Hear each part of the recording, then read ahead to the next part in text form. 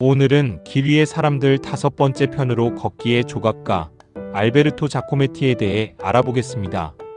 20세기 최고의 조각가, 20세기의 가장 위대한 예술가, 가장 작품 가격이 비싼 조각가, 조각의 피카소로 불렸지만 그의 천재성을 알아본 피카소가 질투했다는 이 사람. 걷기의 철학자, 걷기의 실존주의자로까지 일컬음을 받았던 사람, 알베르토 자코메티를 여러분께 소개합니다.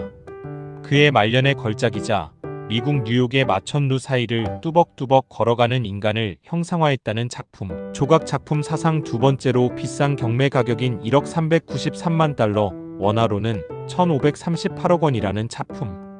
자코메티의 최고의 조각품 걸어가는 사람이 한국에 온 적이 있습니다.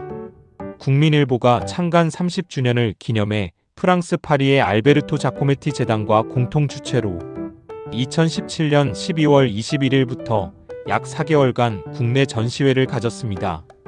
저는 이 조각가에 대해 전혀 문외한이었지만 관심이 있어서 직접 전시회에 갔습니다. 그 작품에 반해 그날 자코메티의 화보와 여러 굿즈를 사가지고 온 기억이 아직도 생생합니다. 그리고 당시 구독하고 있던 국민일보를 통해서 많은 미술평론가들이 그의 걸작을 보고 절창에 가까운 찬탄을 토해내고 있다는 사실을 알게 되었습니다. 도대체 그가 누구이길래 피카소가 질투를 하고 그의 전시회를 보고 많은 전문가들이 찬탄을 하는 것인가? 그럼 우선 자코메티가 누구인지를 알아보겠습니다. 20세기 최고의 조각가 자코메티. 그는 1901년 10월 10일에 태어나서 1966년 1월 11일 죽은 스위스의 조각가 겸 화가이다. 스위스 주네브 미술학교에서 공부한 후 프랑스 파리로 가서 조각가 앙투안 브르델의 아틀리에에 들어갔다. 후에 초연실주의 운동에도 참여하였다. 철사와 같이 가늘고 긴 조상을 많이 제작하여 독자적인 양식을 이루었다는 평입니다. 그 유명한 파블로 피카소가 자신보다 20살이나 어린 자코메티의 탁월한 예술성을 시기하고 조언을 구했던 사람이었을 정도로 대단한 조각가였다고 합니다. 조각의 피카소로 불렸던 그였지만 정작 피카소는 그를 질투했다. 피카소는 오직 자기 한 사람으로 좋겠기 때문이었을까? 피카소는 그의 천재성을 알아봤다. 자신의 두상 제작을 부탁할 만큼 신뢰했다. 피카소가 생애의 마지막 순간 보고 싶은 두 사람으로 앙드레 말로와 자코메티를 꼽을 정도였다. 하지만 자코메티의 명성이 올라가는 것을 원치 않았다. 1950년 프랑스 파리 미술계에서 이름을 알려가던 중견 조각가 시절 알베르토 자코메티는 전시할 갤러리를 수소문 중이었다. 갤러리를 추천받았지만 무산됐다. 당대의 거장 피카소가 그의 입성을 반대했기 때문이다. 자코메티에 대해 어느 정도 이해가 되셨는지요? 다음으로는 알베르토 자코메티가 걷기에 대해 어떤 생각을 갖고 있었는지 알아보겠습니다. 저는 자코메티가 일상에서 걷기를 즐겼는지는 잘 모르겠습니다.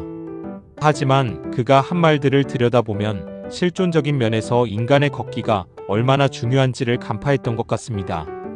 그가 다음과 같이 한 말을 곱씹어보면 그는 걷기의 철학자요 실존주의자임에 틀림없습니다. 마침내 나는 일어섰다. 그리고 한 발을 내디뎌 걷는다. 어디로 가야 하는지 그리고 그 끝은 어딘지 알 수는 없지만 그러나 나는 걷는다. 그렇다. 나는 걸어야만 한다. 미술관에서 알베르토 자코메티의 작품을 처음 마주하면서 잠시 당황했습니다. 사람의 형상이라고 짐작은 갔지만 우리가 알고 있는 육체의 풍요로움과는 거리가 멀었기 때문이죠. 강인하고 근육질적인 그리스와 로마의 조각과는 정반대였습니다. 어느 미술평론가의 말대로 팔과 다리는 마치 바람 한 점 불면 부러질 것처럼 가늘고 몸통은 미이라처럼 살과 온기를 잃은 듯 앙상하다. 그 조각은 살아있는 인간이라기보다 삶에 오래 시달린 끝에 겨우 남은 그림자처럼 보인다. 그런데 이상하게도 우리는 그 앙상한 형상 앞에서 절망보다 더 깊은 어떤 감정을 느끼게 된다. 그것은 무너지지 않고 끝내 앞을 나아가려는 인간의 의지이자 희망의 감정으로 다가온다. 자코메티의 작품은 얼핏 보면 인간의 비참함을 보여주는 것처럼 보인다. 전쟁을 겪고 상실을 견디고 서로를 믿지 못하는 시대를 통과한 인간은 더 이상 고전 조각처럼 완전하고 당당한 모습으로 서 있을 수 없었을 것이다. 자코메티의 작품들은 풍만한 근육도 영웅적인 자세도 세상을 정복할 힘도 가지고 있지 않다. 오히려 그 반대다. 너무 많이 잃어버려서 더는 덜어낼 것도 없을 만큼 비워진 존재들이다. 그런데도 그들은 쓰러지지 않는다. 몸은 가늘고 불안정해 보이지만 발은 분명히 앞으로 향하고 있다. 그 한 걸음은 대단한 승리의 걸음, 환희에 차서 내딛는 힘찬 발걸음도 아니다. 그러기에 더 감동적이다. 인간의 진짜 위대함은 완전함에 있는 것이 아니라 상처 입은 몸으로도 계속 걸어가려는 데 있기 때문이다. 자코메티의 이야기입니다.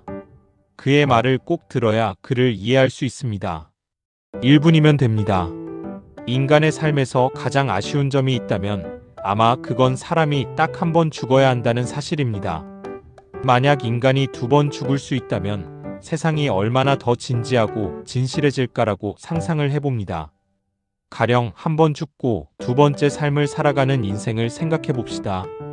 우리의 삶을 에워싼 그 많은 부질없는 것들을 걷어 내버릴 수 있는 유일한 수단이자 자신을 진실하게 바라볼 수 있는 시간을 선물 받은 겁니다. 남의 시선에서 벗어난 시간인 거죠.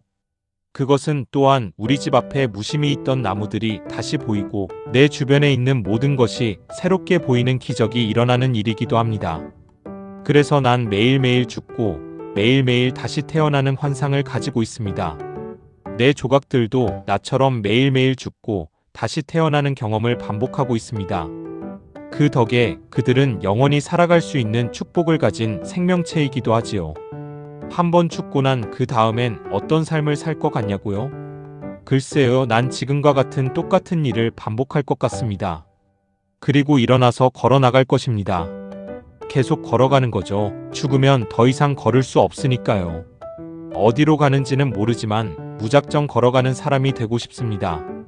알베르토 자코메티의 걸어가는 사람은 우리 인간의 정체성을 아주 잘 표현한 작품임에 틀림없습니다. 걷기 학개론 제2강의 주제인 태초의 명령, 걷기에서 설명했듯이 걸음마를 배우는 영아는 1시간에 17번 넘어집니다. 약 1년의 시간 동안 영유아들은 수천 번 걷고 수천 번 넘어지는 과정을 통해 실패와 연습에 대한 피드백을 쌓으면서 넘어지는 횟수를 줄입니다. 하나님은 우리 인간을 홀로 일어서기를 할 수 있도록 만드셨습니다. 수많은 실패에도 기어코 일어날 수 있도록 그리고 앞으로 나갈 수 있도록 훈련시켰습니다. 걷기의 달인, 일어서기의 달인으로 훈련시킨 것이다. 내 안에 잠자고 있는 달인의 DNA를 깨우면 되도록 만드셨다. 오늘 강의의 결론입니다. 자코메티는 알고 있었습니다. 우리 인간의 정체성이 일어나 걷는 것이라는 것을. 실패하고 상처나고 더 이상 떨어질 것도 없는 앙상한 존재이지만 어디로 가는 것인지 모르지만 계속 일어나 걸으라고. 도대체 왜 그토록 길을 걸으라는 것일까요? 그 길의 끝에 신이 있기 때문입니다. 가려면 끝까지 가라, 그러면 그 길 끝에서 신을 만나리라. 이제 끝날 시간이 다 되었습니다. 참고적으로 한 가지만 더 말씀드리고 끝내겠습니다. 걷기 애찬자와 걷기 철학자들에게는 한 가지 공통점이 있습니다. 그 사람들은 걷어내거나 버릴 줄을 안다는 것입니다. 걷기를 좋아하여 걸으면서 채용 면접을 했던 스티브 잡스도 같은 맥락의 말을 했다. 사람들은 하나의 생각에 집중하는 것을 집중이라고 말하지만 그렇지 않다. 수많은 아이디어를 버리는 게 집중이다. 혁신은 1000가지를 퇴짜 놓아야 나온다.